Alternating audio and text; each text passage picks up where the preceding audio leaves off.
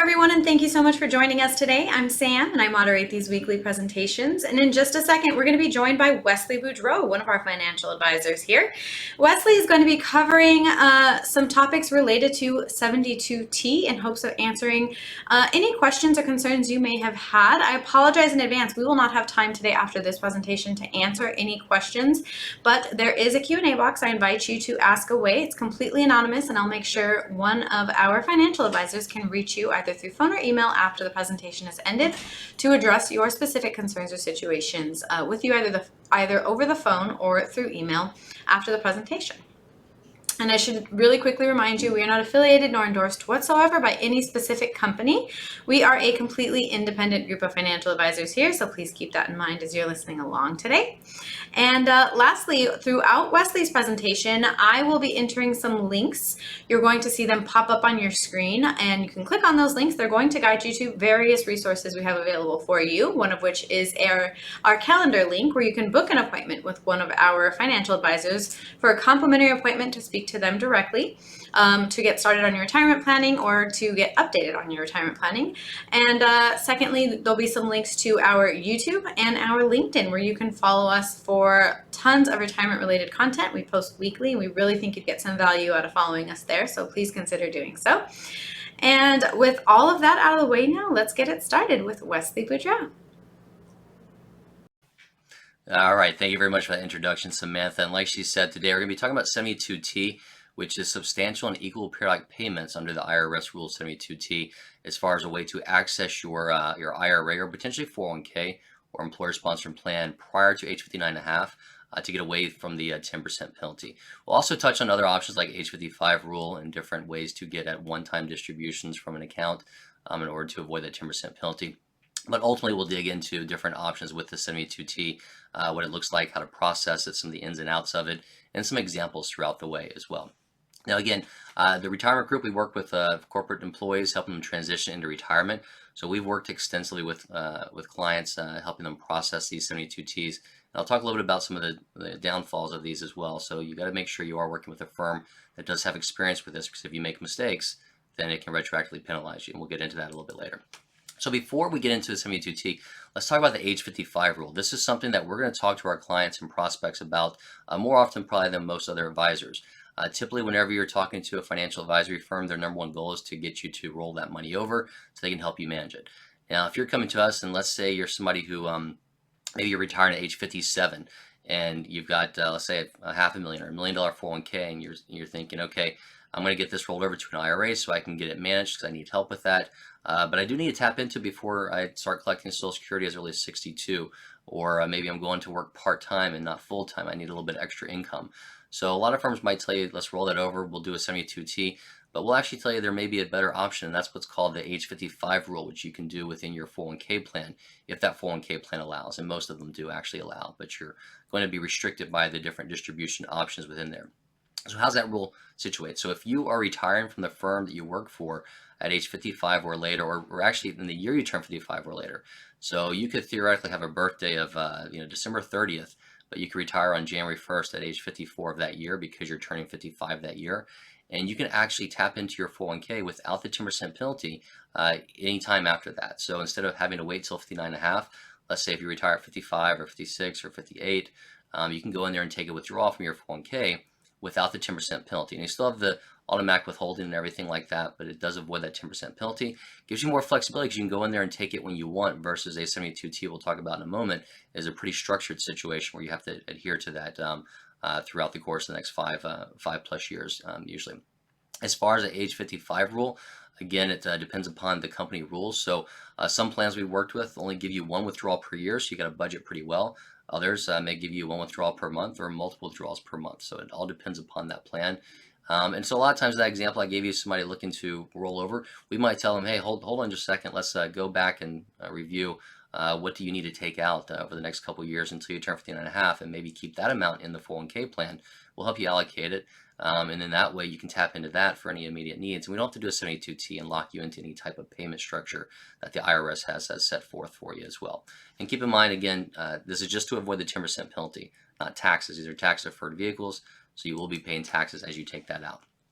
So the 72T, what's a little bit different about that is that can be used in multiple accounts, primarily IRAs.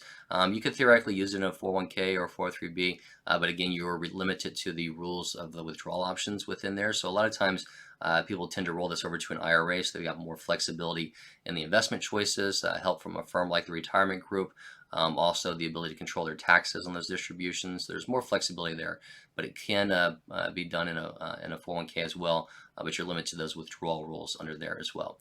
So what it is that you're taking substantial and equal periodic payments based upon an IRS calculation. This is not something that you or I come up with. It's based upon IRS calculations. They use interest rates to do that. We'll give an example in a moment. And so as those interest rates change, it can dramatically change the amount you could theoretically take out from a 72T. We saw those go pretty low as interest rates dropped during the pandemic. Good news is with the Secure Act, they've actually put a floor or an option to do 5% or the greater of the interest rate they're using, which that interest rate's coming out between, depending upon the month you look at right now, high 4s, low 5s. So we'll probably assume 5% is a good example. That 72T, what happens is once you start that, you can do it at any age, but you have to do it for at least 5 years as a minimum, or until 59.5. So let's go back to that person. Let's say somebody retiring at 57 and they were to set up a 72T. They're gonna have to do that for 5 years. So they'll have to do that until they turn 62. If somebody was 53, they'd have to do it for 6.5 years until they turn 59.5. And again, this is something that allows you to take out a set equal periodic payments without that 10% penalty. Again, does not get you around the taxes, just get you around that 10% penalty there. Okay. As far as some different kind of side-by-side comparisons of these, without my glasses, let me kind of zoom in here so I can go through these with you. But as far as the different plans, the 72T is going to be qualified plans, which again can cover employer-sponsored plans. The Rule 55 is just going to be your 401k or 403b. Age restrictions, you can do any age at 72T. Again, you have to do it for at least 5 years or until 59.5. So you could theoretically do it at 40 and be stuck with that for 19.5 years. Age 55 is going to be for the age 55 rule, obviously. The duration I just went over. Tax implications, both are going to be ordinary income tax. We're trying to avoid the 10% tax in this case. Both of them, you're going to potentially lose flexibility as far as future withdrawals because you're taking money out. You're going to lose tax deferrability because, again, you're taking money out, so the opportunity cost there. And then as far as the flexibility, like we mentioned before, the 72T, you're locked into that, so you can't be pretty flexible with that at all. And then the age 55 rule, you're flexible because you can take out a withdrawal 1 year, skip a year or two, or take out 2 or 3 withdrawals 1 year if your plan permits. So there is more flexibility associated with that. And that's, again, why I talk about, our clients, we're going to suggest they keep something in there if they're retiring before 59.5 and they're at least age 55. Even if they don't need it, we might say, let's leave something behind just in case something were to strike and you do think you need that money. So some other ways to get around that 10% penalty that are not 72T or age 55 rule. These are typically going to be for one-time situations, but if you're using that money for helping fund a birth or an adoption, there's limits there. Death, unfortunately, if you're passed on to beneficiaries, they avoid that 10% penalty. Disability, same situation. Education, if you use it for post-secondary education, a portion of that can be used without that 10% penalty. Equal periodic payments, we just talked about 72T. We'll dig more into that. If you're unemployed and you're using it for health insurance options, a first-time home buyer situation up to $10,000 can be a 10% penalty tax, avoid the 10% penalty. Medical expenses over certain limits. A rollover, if you're taking that money, rolling over to an IRA or another 401k, that's just transferring from one account to the other. So there's no penalty there, obviously, because you're not taking money out. And then in some cases, terminal illness waivers, which you can take that out if you're terminally ill, where you can avoid that 10% penalty as well. So let's get into some kind of examples. This is actually, we'll take a look at Cynthia in this case. This is an example we've used for many years at our seminars and now in our webinars. The ironic thing was, once interest rates started dropping, it wasn't as good. We had to go back and recalculate it. But with interest rates coming back up the last couple of years and then now coming down a little bit, and the ability for the IRS to use that 5% rule, this kind of makes sense again as far as the numbers here in this case. So let's look at Cynthia. She's 52 years old, so again, not 55, doesn't have that age 55 option. She's retiring early. She's got $800,000 in her pension and 401k IRA assets. She does have some other assets that she can tap into if she needs to, but her primary goal is saying, look, I need to get $42,000 from this $800,000 portion of my IRA. How can I do that? And again, if she were to take that out, one by one, year by year with just ad hoc withdrawals, it's going to be penalized 10%. So the best way to do that is that 72T, because again, she's not age 55 in this case. And so the goal here is to try and take that $800,000, set up a 72T, and then actually go through there and get roughly that $42,000 for the next 7.5 years for her situation here. So when we run through that calculation, in this case, this chart we're giving here, we're running, I think, about 4.29% example. So like I mentioned, the rates right now are closer to 5%, so she could probably get closer to about 50 grand or so. But in this case, we're able to look at this and look at it and say, okay, the RMD method, that's always going to be a lower method because it's looking at life expectancy. She's only getting about 23,000 out there. The annuitization or the amortization method, she's getting closer to about $44,000, $45,000. So one of those methods can be used, and she can get that for the next 7.5 years that we mentioned. So she may say, okay, great, let me do that 44 or 45,000, or we might say, well, let's just go ahead and let's look at the numbers and say, well, if we bump this to 5%, we might be able to only put $700,000 in that specific IRA, so only that portion is locked up to get you the 42,000 that you need. So again, it's a calculation method to kind of go through. Again, it's not something we set the numbers on. The IRS set the numbers on these. So again, we can sit down and go through this with you and tell you how we can look at that. And we'll give you a couple examples in a moment of different split strategies and how you may look at those different options as well. So another option for her is, okay, well, let's compare this to how much are we actually saving in taxes for this situation. Let's assume, I think it was about 8% growth rate in this assumption as to what she's going to get over the next 7.5 years, and if she kept that money in there for another 15 years or so, how much does that kind of snowball as far as the tax savings? So in this case, get that $42,000 and change. She would have had to take out about $50,000 or so in order to actually net that, because she's also paying that 10% penalty on top of it. And if I take a closer look at these, her IRA value after about 7.5 years, so excuse me, so 59.5, about 1,028,000 versus 954,000. So again, substantial savings there as far as on the growth. Total taxes about 118,000 versus 173, so saving over 50 grand in taxes. And if we let that IRA grow another 15 years, or grow after 15 years, we're talking about 1.76 versus 1.63, so about $130,000 difference on that growth of the IRA in this situation as well. So again, definitely something that we can look at as far as a one-on-one situation to show you what your long-term potential savings and short-term immediate savings are going to be tax-wise there. So let's kind of dig into some different scenarios of putting a 72T in action, what you're going to be looking at as far as you know, a lot of times, hopefully it's a set it, forget it, because you don't want to make a change, because if you do go back in there and make a change, the IRS can come back and retroactively penalize you.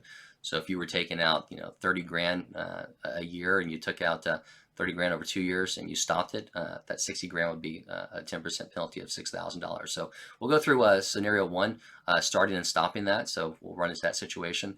Scenario 2, 3, and 4 are different options where somebody says, hey, I need more money.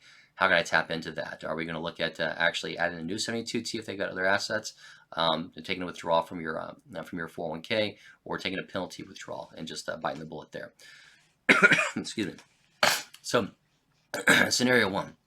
Let's assume for all these we're going to have a small $400,000 balance, and let's assume that we've already done the math, and this person is telling us, look, I need $15,000 a month, for the next 5 years, or until 59.5, because I'm retired, I had a company car, I had to buy a new car, and that's my payment on there. That's all I need. I got my other expenses taken care of. So we run through, and maybe we run the calculation, figure out, okay, well, 250,000 of this can be moved into a new IRA, and that's specifically set up with 72T. So you get that $15,000 a month for the next however many years, 5 years, or 59.5. So in this case, the person does this, and after 2 years, maybe for some reason they roll the money, get to a different firm, or they forget to do it, or they just say, hey, I sold the car, I don't need it, or something. They just stop it. And what happens is, in this case, if they've stopped it, they've taken out $30,000. So the IRS is going to come back and tell them, okay, you agreed to a 72T for $15,000 a year. You've taken out $30,000. You canceled the 72T, so you didn't hold up your end of the bargain. So now we're going to tax you 10% on that $15,000 for 2 years. So $30,000, so a $3,000 tax penalty that person would be paying for making that cancellation, or forgetting, as well as another option. So scenario 2, let's assume the same person, they set that up, they got that $15,000 a year for the car payments, and then what they're doing is they're saying, okay, well, gosh, I ran into some issues, inflation's hitting in, I need more money, can we do a second 72T? So we'll go through that. We might say, okay, well, you got another $150,000 left over. we want to use all of that, or do we want to partition off? And they say, no, I just need an extra $6,000 a month, for instance, or something, or maybe $6,000 a year. So we might say, okay, let's take $100,000 of that 150 remaining, set up a new 72T, and now we've still got $50,000 left over as a emergency if you need to tap into that. Now again, we're going through all these different options, but keep in mind, hopefully this is not all of this person's portfolio, because even though you're able to get at it, the problem is you're burning down those assets. So again, it's something to be aware of there as well if we're looking at higher 5% plus withdrawal rates. Now, as far as another scenario, let's assume that person's done their due diligence and they're working well and they're keeping that 15,000. They're going to honor that 72T, but God forbid something happens. Maybe you're in an area there's a snowstorm, or maybe a hurricane or something, maybe a car wreck, just something that's kind of unforeseen, and you've got to take out some money. So in this case, they need $10,000 because of something. And it's just a one-time situation. There's no need to set up a 72T, lock them into something else. So they may say, okay, let me just bite the bullet. Let me take a $10,000 withdrawal, pay the 10% penalty, pay the $1,000, and kind of eat those taxes. And it is what it is. I know I'm still saving on the other accounts, and in the scheme of things, I only had to pay $1,000 on that one distribution, excuse me, for that 10% penalty. So it's not as big of a deal for them. Another option is, let's say that this person took our advice, and maybe they kept money in their 401k plan, or maybe they actually retired and went back to work. They got bored and were either able to build up a 401k plan, or maybe we rolled some money from their IRA into the 401k specifically for this option. We've done that before, excuse me, where we've actually rolled money into a 401k so somebody can take an age 55 rule after they'd already left one company and then went to another and retired from there. So in this case, they may say, okay, well, I'm going to keep that 15,000 because I want to go ahead and again keep getting that paid out. But maybe I need to take something else out, a little bit here or there. So they'll tap into their age 55 rule within their 401k plan, and they can take out random figures. Maybe they take out 24,000 one month, 1 year, or 20. My glasses are off, so 21,000 1 year. Maybe they take out 15 the next, or maybe they stop a year. Maybe they take another 5,000. They've got that flexibility within that 401k plan. So again, that's a better option than doing another 72T or paying a penalty there again. So these are kind of 4 potential scenarios we may run into. So it's just good to kind of know going into this, so you know what those different options are. Excuse me. So in summary, some of the 72T options we kind of talked about are different ways to kind of get at your accounts without that 10% penalty. Again, this is not avoiding tax, it's just avoiding that 10% penalty. You can do the 72T, which is substantial and equal periodic payments. You got to stick with that for 5 years or until 59.5, whichever is longer. You can do the age 55 rule. There's also the different 10% penalty free options like first-time home purchase, medical expenses, things like that we talked about as well. But again, this is just because you can access the account doesn't mean you should. Again, some of these withdrawal rates, if you're using that 5% method, is a little bit high. Typically, most people we talk to are going to tell you 4% or lower to kind of maintain your assets for 30 plus years. So again, make sure that you understand your true cash flow needs. Hopefully before retirement, you're building up some emergency funds, and there's some other options to tap into that as well. But the goal is to kind of run through a cash flow analysis, figure out what the best option would be for you. Because again, everybody's situation is different and it's fluid. What you may be thinking now could change in a year. I've had conversations with a lot of people where we've talked about inflationary pressures and how that's kind of changed the last couple of years of expenses as well. So it's very important to kind of forward think on some of those as well. So kind of a summary, we'll talk about making sure you got a plan to kind of dig into all this, who the retirement group is. Again, we say that for the end, and hopefully you can schedule a meeting with myself or one of the other advisors here to go into your specific situation. But right now, about 3/4 of Americans over 50 don't have a written plan. If you can spend about 10 minutes with us gathering some data, give us a couple of days to put together a full-fledged financial plan or cash flow analysis, we can kind of run through that with you. This is a great way to kind of determine, okay, do I have, what are my actual income needs? Can I retire? Should I retire now? Should I wait longer? What are the different benefit options within my 401k plan, my pension, healthcare, things like that? We can go through all those. And then we can also model a 72T in here, a different option we mentioned before, whether you're doing one or keeping the age 55 rule. We'll go through all those and model the tax ramifications of that for you. So again, any questions, just let us dig into that for you. And then retirement group, again, a lot of you have talked with us in the past and been to our seminars or been on one of these webinars, but if you don't remember, the retirement group, we are an independent financial advisory firm that focuses on working with corporate employees, help them transition to retirement. Our goal is to hopefully catch you prior to retirement so we can kind of give you more education on what your options are.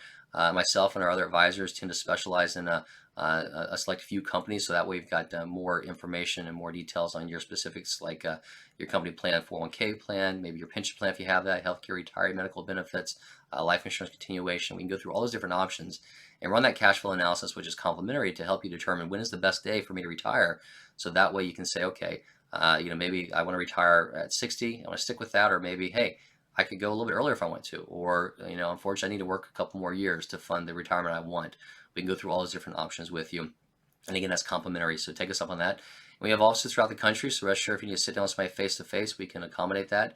But if you prefer to communicate via web meetings, phone call, email, whatever that is, just feel free to let us know. We'll be happy to kind of go into that with you. And with that, I'm going to wrap this up. I think I saw 2 questions come through, and we'll take care of those. But if you have any questions, you want to reach out to us beyond this, it's 1-800-900-5867, or you can email us at info@theretirementgroup.com. You can also use these QR codes to get into our LinkedIn if you want to follow along that way and get more updates on new webinars and seminars in your area. There's one there, and there's one to get into our calendars if you want to schedule an appointment with myself or one of the other financial advisors with the retirement group. And then if there's any additional questions that we miss here, we'll be happy to circle back with you on those. So the 2 questions I have coming in, one is if interest rates change during my 72T, can I change my 72T? Okay, so this is actually a pretty good question. I talked about how interest rates changed over the years. You used to not be able to get a very good 72T, especially during the pandemic when interest rates were really low. And since then, since the Secure Act, the IRS has set that minimum, or set the ability to do at least 5%, or whatever the interest rates are right now. So you can always do the 5% even if interest rates go down in the future. Unfortunately, once you set that 72T up, it's a contract with you and the IRS essentially. There's nothing we can do or change on that. So let's say if somebody set a 72T up during the pandemic and they realize, well, gosh, now I'm going to do a 5%, you can't go in there and change that. Now, if theoretically, if it was something we had the conversation and maybe that person did that, right before they changed the rules, it might have been worth, if they're taking out monthly, maybe canceling that 72T original one, paying the 10% penalty on it, and then going in there, starting a brand new one. But no, you cannot change that 72T. If you make any changes to that, take any less out of there, or stop that, again, you're going to go back and retroactively be penalized on there. Another question, kind of the same aspect. If I don't need my 72 payments anymore, can I roll them over? That's another good question. Good attempt. The answer there again is no. Think about it like an RMD, a required minimum distribution. This is the ability for the IRS to tax you, and once it comes out, it has to be a distribution, a taxable distribution, so you pay tax on there.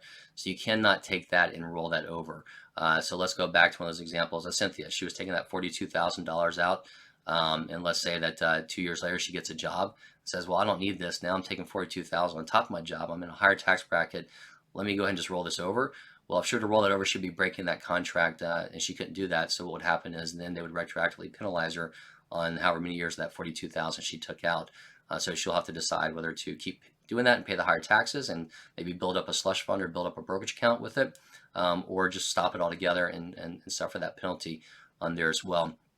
So again, that cannot be rolled over. It also cannot be converted to a Roth IRA. So again, once it goes out, it's essentially a distribution like an RMD would be. So good questions there. Again, if you have any questions that we didn't meet, or you want to circle back and set some time with us, just give us a call at 800-900-5867. I mentioned again, we work with a lot of different Fortune 500 companies. That does not mean we're employed by them or endorsed by them, but again, chances are one of our advisors has worked extensively with your company. So if you have any questions, company-specific questions, just give us a call. We can dig into those as well and help you understand if you have that age 55 or how 72T would kind of play into your situation if you are leaving before 59 and a half. I want to thank you, and I hope you guys have a great day.